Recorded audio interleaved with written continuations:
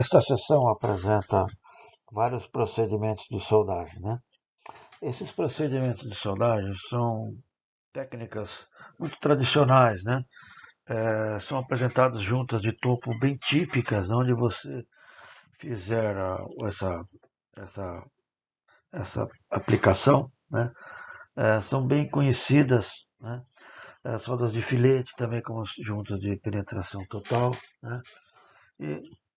E seria interessante seguir as principais recomendações que nós vamos lhes proporcionar. Abaixo nós estamos vendo aqui, por exemplo, uma junta típica em V parte superior, uma junta em X na parte inferior. Veja aqui um chanfro típico de 50 a 60 graus e aberturas de até 3 milímetros são bem favoráveis. Algumas considerações devem ser tomadas nos processos de fabricação da soldagem dos aços, né? Deve sempre ser considerado o efeito do calor gerado pela soldagem, né? Que pode ocasionar deformações, né? E tensões elevadas, né? A solda também provoca redução da ductilidade, né? Ou endurecimento da zona afetada pelo calor junto à solda, né? Que pode ocasionalmente é, provocar trincas e diminuição de resistência ao impacto também, né?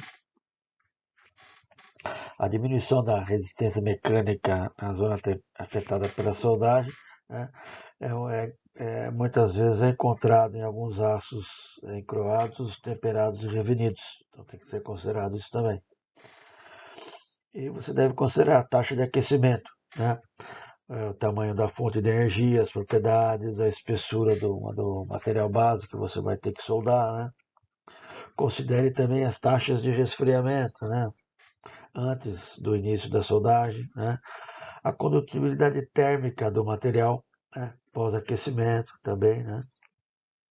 Por quê? Porque quanto menor a taxa de resfriamento, menor a possibilidade de trincas e o endurecimento, com consequência a diminuição da ductilidade, né? Considerar as alterações da estrutura do metal, né? Devido às variações da taxa de resfriamento e composição química da solda, que isso pode ocasionar o quê? Alterações das propriedades e principalmente da dureza. Mostra a soldagem de aço carbono com o processo de todo revestido, né? Então aqui temos as principais informações, né, para você desenvolver um procedimento de soldagem em aços carbono, né? A STM A516, a 105, tubo A106, né? Chapa A36. Esse procedimento vale entre espessuras de 1,6 até 38 milímetros, né? Tem tratamento térmico, né? E serve para soldar vasos de pressão, aqui é vasos de pressão sem fogo direto, que é na caldeira, né? O pré-aquecimento mínimo até 3 quartos não precisa 15 graus Celsius. Acima disso você usa 100 graus Celsius, né? Você usa o eletrodo 7018, né? Tem vários diâmetros de eletrodo. Tem a corrente, a tensão, a velocidade de soldagem.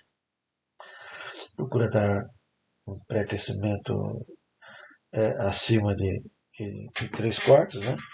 A temperatura de interface geralmente é 250 graus Celsius no máximo. E os tratamentos térmicos devem girar em torno de 600 graus com 1 polegada de espessura mínimo nessa temperatura. Você pode também goivar com método de grafite ou com esmeril. Né? Geralmente, para fazer uma penetração total, você faz um líquido penetrante após goivagem, no caso seja necessário. Soldagem dissimilar, né? Ou seja, aço carbono e aço inox, por eletrodo revestido, né? Você usa aço carbono e usa aço inox, né? Então, você pode usar tanto tubo ou chapa, né? As espessuras desse procedimento são entre 4,8 e 38 milímetros. Você deve pré-aquecer no mínimo a 15 graus Celsius. A temperatura de interface, neste caso, é 150 graus Celsius no máximo, por causa do aço inoxidável. E a goivagem deve ser com esmeril com alma de nylon. Você usa geralmente os eletrodos E309. Se for L, E309L, né? Se for ligas que tem molibdênio, você usa 309L, MO ou CB, que CB é colúmbio, né? Tem vários diâmetros, né? Eu procurar usar dentro da corrente, tensão e velocidade de solda indicados. Umas informações para você. O que é soldar com um eletrodo revestido, né? Então, ele tem uma grande flexibilidade, né? Solda a maioria dos metais, solda fora de posição, né? Tem uma ampla faixa de espessura, né? O investimento de uma máquina de solda para eletrodo revestido é baixo, né? Tem uma facilidade muito grande na oficina e no campo. Porém, né, nem tudo é bom, né? Ele tem baixa produtividade, né? Então, a eficiência de deposição gira em torno de 60%, ou seja, eu perco entre escórias, sobras de eletrodos, né? 40% eu perco, né? Então eu somente deposito 60% daquilo que eu compro, né? Os principais parâmetros espessura, as posições, tipo de junta, corrente, a velocidade, ângulo do eletrodo, né? E abaixo temos aí as taxas de deposição para alguns tipos de corrente e polaridade, 6011, 7018 e 7024. Aqui as indicações para você usar a soldagem TIG, né? Quais são os arames, né? Então, as mesmas informações para eletrodo revestido e as informações adicionais para TIG para usar gás de proteção, né? De argônio com 99,9% de pureza, entre 8 e 10 litros por minuto, né? As espessuras podem variar até 4,8 e também, em algumas vezes, pode utilizar gás também na raiz. Você usa o R70S3 ou 70S6, tem vários diâmetros, polaridade e corrente. Para aços inoxidáveis, né? Nós temos vários tipos de vareta. Tem o 308, tem o 309, né, que é o 316, que é ligado ao molibdênio, 307 tem mais molibdênio, 318, 321, 347, que são aços inoxidáveis austeníticos. Use temperatura de interpasse de 150 graus Celsius e utilize gás de proteção argônio de 8 a 12 litros por minuto. A vantagem de utilizar o processo TIG é que é uma solda de alta qualidade, quase todos os metais, né? Não necessita de limpeza posterior, não produz quase nenhum respingo, né? Solda em todas as posições, né? E não temos inclusão de escória, já que é o metal puro que é depositado, né? E também ele tem um problema, que é baixa produtividade, né? Que ele é muito menos produtivo, por exemplo, que um processo MIG-MAG. O revestimento é bem maior, né? Exige uma limpeza prévia e muito bem feita, né? Para evitar porosidades e inclusões, né? As taxas de deposição são da ordem de 0,3 a 1,0 kg por hora, né? Com correntes de 100 a 300 amperes, né? São aplicáveis para seções tanto leves como pesadas. Para a soldagem do aço carbono por processo MIG-MAG, né? Ele tem as mesmas indicações, né? De pré-aquecimento e tal, de espessuras, né? E você deve, por exemplo, no caso aqui, soldar com gás de proteção CO2 com 99,5 de pureza, com 12 a 18 litros por minuto, né? E o arame é o R70S6, inox com o processo MIG-MAG, né? Você já utiliza o gás de proteção argônio 98 mais 2% de oxigênio. As vazões também são um pouco maiores, de 18 a 24 litros por minuto. E você deve sempre trabalhar com esmeril com alma de nylon, né, para não haver contaminação. Né? Os eletrodos arames mais comuns é o 308, o 316, 317, 321, 347 com aços estabilizados. Também tem a mesma procedimento. Soldagem MIG-MAG, né? A soldagem MIG-MAG, ela solda a maioria dos aços, materiais ferrosos e não ferrosos, né? Ela tem uma vantagem, solda o eletrodo revestido com alta taxa de posição, alta produtividade, né? Não é necessário remover as escórias, tem pouca fumaça e é bem versátil, né? Mas algumas dificuldades nós temos para a soldagem em áreas externas, sob vento, né? Já que o limite de corrente de área de 8 km por hora, acima disso prejudica a manutenção da proteção gasosa, provocando, acima disso pode provocar porosidade, né? Outra coisa, já que ele não tem escória, né, não produz escória, é necessário que tenha uma limpeza cuidadosa para evitar contaminantes, né? As taxas de deposição, né, e os materiais básicos estão descritos abaixo ali, né? Você pode usar arames aí de diversos diâmetros aí. A soldagem com arco submerso tem o cadastro no ASME como SAW, né? Submerged Arc Welding.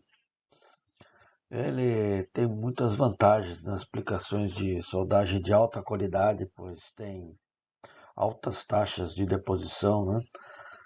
Velocidade de soldagem também, faz cordão muito rápidos, né? Tem um acabamento fantástico, sem respingo, não tem fumaça, não há arco elétrico, pois o arco fica envolto em um fluxo, né?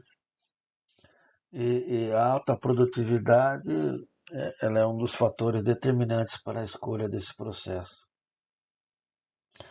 E tanto que a pessoa que executa esse processo de soldagem, ele é um operador de arco submerso porque é um processo mecanizado, né? E é muito utilizado em seções leves até pesadas, né?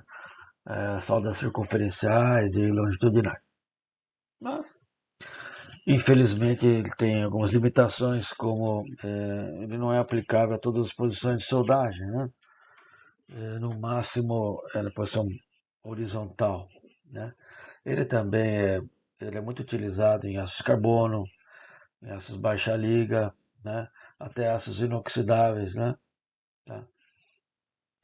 E abaixo você encontra uma tabela onde tem os diâmetros do arame eletrodo, a corrente indicada, né?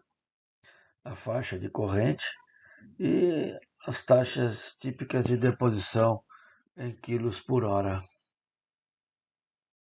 Ela mostra duas colunas, né?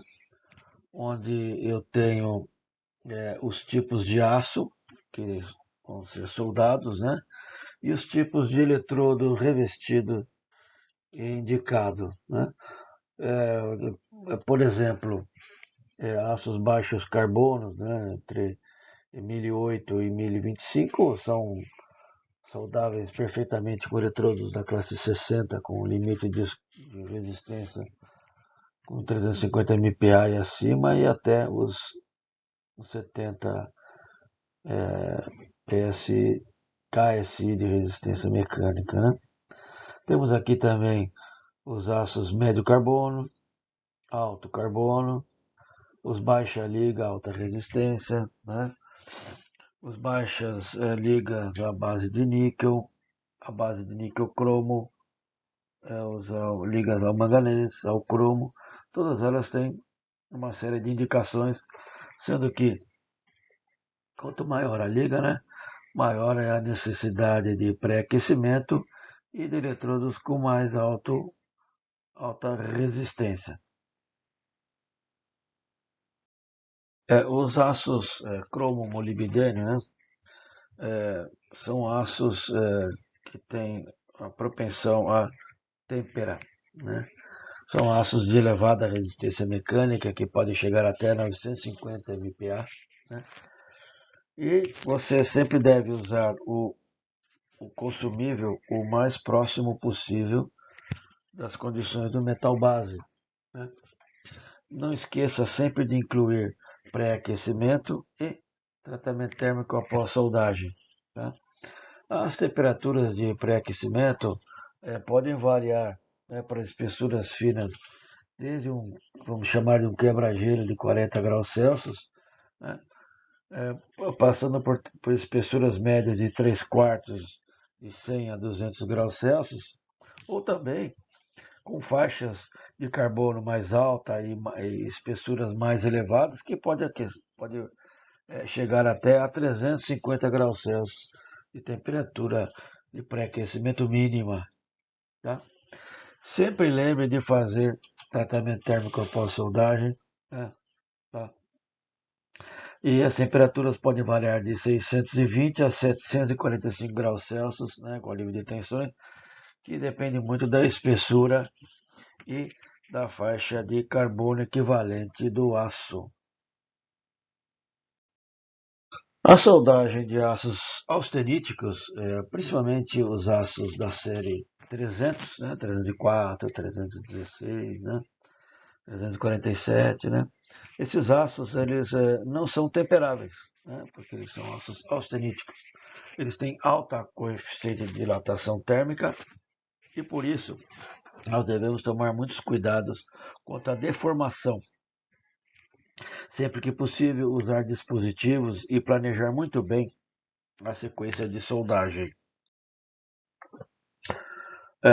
Uma dica, quando você usar eletrodos de baixo hidrogênio, né, você deve sempre mantê-los secos, né, sempre em estufa, né, e você deve principalmente usar juntas bem limpas e secas, né, e também você sempre deve remover qualquer escória ou qualquer sujeira antes de soldar, né? Eu também indico você cuidadosamente escolher o desenho com a preparação de junta, né? Nos aços inoxidáveis você sempre deve usar o menor aporte térmico possível, né? Se possível aumentar a velocidade de avanço, né? E usar cordões menos espessos, porque os aços inoxidáveis eles são muito sensíveis ao superaquecimento, tá? E os aços martensíticos da série 400, né? A soldagem é muito difícil, né? Com carbono acima de 0,15%. E você precisa de altos pré-aquecimentos à base de 280 a 300 graus Celsius e usar sempre pós-aquecimento, tratamento térmico de alívio de tensões entre 650 e 760, porque senão a área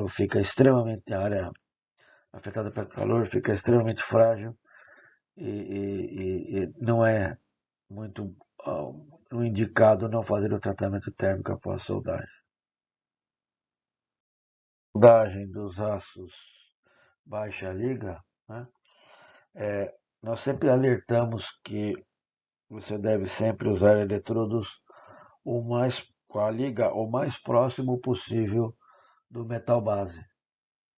E os aços baixa liga tem dois fatores que, que interferem no desempenho da junta soldada, que é a temperabilidade e a suscetibilidade à trinca. Tá? E ele é proporcional ao aumento do teor de carbono e do elemento de liga. Então, para evitar isto, né, a gente propõe uma tabela abaixo, né, que tem um carbono equivalente, né, que nada mais é do que a soma de vários elementos: carbono, manganês, cromo, níquel, molibdênio, vanádio, né? E que ele seja, quanto maior o carbono equivalente, que é o C e Q, né? Maior a espessura, né? Você deve sempre usar eletrodos de baixo hidrogênio, né? E sempre, se possível, usar o pré-aquecimento. Como já falamos, o pré-aquecimento ele é muito importante, né? Quando se fala em aços que têm ou carbono alto ou ligas altas, né? Ligas com cromo, níquel, molibdênio. A gente costuma transformar todas essas ligas num único conceito que é o carbono equivalente. Tá? E faixas entre 0,25 e 0,45 a gente precisa sempre pré-aquecer. Por exemplo, a maioria dos ácidos ao carbono em vasos de pressão e caldeira tem carbono limitado a 0,26%. Tá? Outras áreas de menor responsabilidade, você pode chegar até 0,30%. Né? Tá? E sempre que o carbono equivalente usar acima de 0,26, você sempre tem que adotar eletrodos de baixo hidrogênio, né? e usar pré-aquecimentos compatíveis com a espessura e o aumento da liga.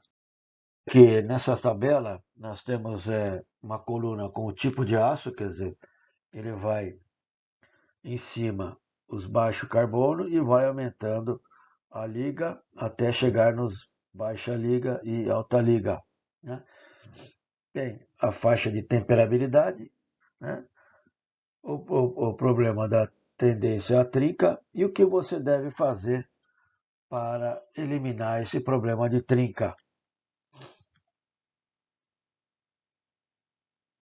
Muito bem.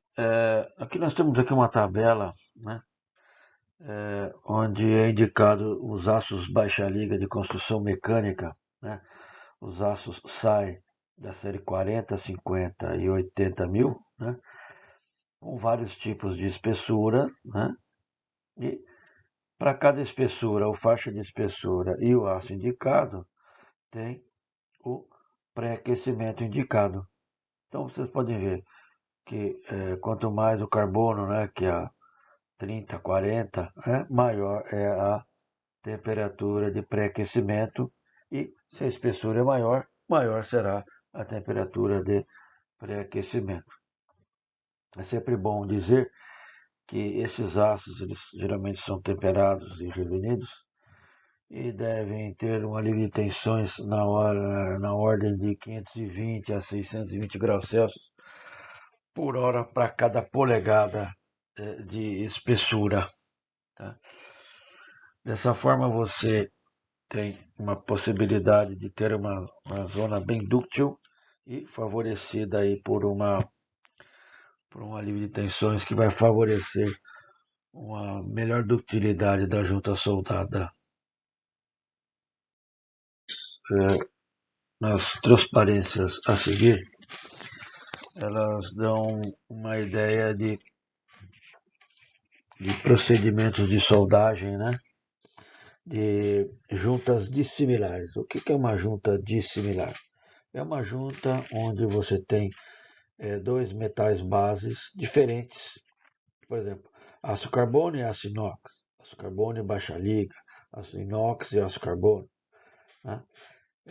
Esses aços eles têm problemas metalúrgicos e devem seguir bem à risca o tipo de eletrodo mais favorável. A gente sempre escolhe o de maior liga para soldar o de menor liga.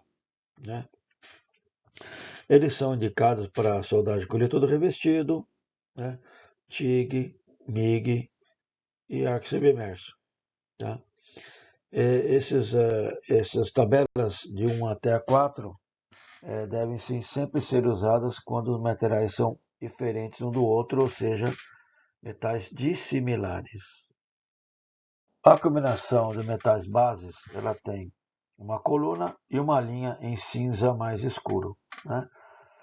Foi utilizado o agrupamento de materiais conforme o ASME, né? Que chama os P-numbers, né? Tá?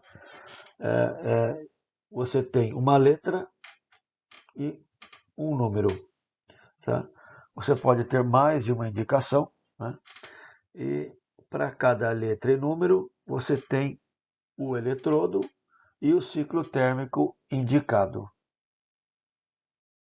No caso aqui, né, os metais dissimilares é aço carbono, aço inox, né, uma liga de níquel, monel, níquel de níquel, incolói, que é uma liga de níquel, com os respectivos materiais. Então, eu tenho uma letra e o número. E aí você tem a correspondente metal de adição, e o ciclo térmico, que é a letra. Vemos então, né, o número, né, correspondente ao consumível indicado nas duas tabelas anteriores. Tá? Vale tanto para eletrodo revestido como arame sólido. O arame sólido pode ser TIG, MIG ou mesmo arame de arco submerso. Tá? Para cada número tem o material consumível correspondente. Nessa outra tabela, né, tabela 4, aí temos as letras, que é justamente o ciclo térmico envolvido na execução da junta. Né? Inclui o tratamento térmico e o pré-aquecimento, que deve ser opcional e às vezes obrigatório. Tá ok? Temos várias considerações a fazer, né, na preparação de junta. Né? Então, por exemplo, utilize sempre chanfros em V ou em X, no caso, se for juntas de maior espessura. Né? Você sempre deve esmerilhar as faces, né, antes e tomar muito cuidado de não superaquecê-las, não quer dizer, fica uma forma azulada. Então, essa forma azulada não pode, porque isso indica superaquecimento no chanfro. Né? Verifique antes sempre com gabaritos para ver se está no ângulo correto. Né? Muitas vezes, quando você trabalha com caldeiras ou vasos de pressão, muitas vezes você precisa verificar se não tem nenhuma descontinuidade no chanfro, às vezes tem que fazer líquido penetrante na junta. Né? Preveja sempre pré-aquecimento, tá? Espessuras acima de 5 oitavos aí, né? Devem ser tomados alguns cuidados aí. Por exemplo, para aços inoxidáveis, por exemplo, né? Tomar muito cuidado com contaminação por enxofre, né? Então, óleos e graxas e outros produtos orgânicos, como chumbo, eles provocam uma contaminação severa no aço inox e devem ser removidos por ferramental específico. Então, deve ser esmerilhado o local, né? Você deve sempre acabar com o esmeril e sempre utilizar consumíveis compatíveis com metal base. Uma pergunta muito frequente é: como é que eu faço para fazer um reparo? Né? Então, o reparo ele deve ser sempre localizado. Então, ele deve ser, você deve saber aonde que está o defeito. Né? Você deve removê-lo com abrasivos. Se for muito fundo, você pode até usar eletrodos de grafite, né? Ou esmeril, ou ponta montada. Você sempre deve, ao final do reparo, sempre fazer um exame visual, fazer um líquido penetrante, uma partícula magnética, né? Para ver se foi totalmente eliminado esse defeito. Né? Procurar sempre usar a mesma EPS que você fez a soldagem inicial. Tá? Você deve limitar o número de reparos no máximo até 2 para não enfraquecer muito a zona afetada pelo calor e a própria junta soldada. Tá? você sempre deve reparar pelo menos 2 polegadas, ou seja, 50 milímetros, para que haja um cordão feito de um cordão de malha adequado, tá? E procurar chegar ao máximo de 20% do máximo da espessura da junta.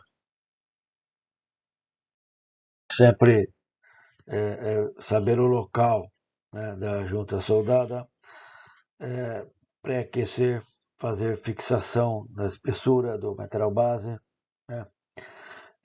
Sempre que for fazer uma fixação, sempre remover o esmeril, sempre poder esmerilhar a superfície para ver se houve a total remoção dos materiais de remoção, dos materiais fudeu. Se você precisar usar elementos de fixação temporários, né, para executar soldagens, né, você deve tomar um cuidado eles ficarem a 4 polegadas ou 100 milímetros de qualquer junta soldada. Deve usar o mesmo pré-aquecimento utilizado na EPS da junta soldada. Você deve remover os elementos com oxicorte, grafite ou esmeril. Eles devem ser esmerilhados localmente até a remoção. Tá? Não é permitido o uso de golpes mecânicos que podem remover pedaços da chapa. Tá? Não é permitida a soldagem de fixação após tratamento térmico e, sempre que possível, deve ser inspecionado visualmente e com líquido penetrante.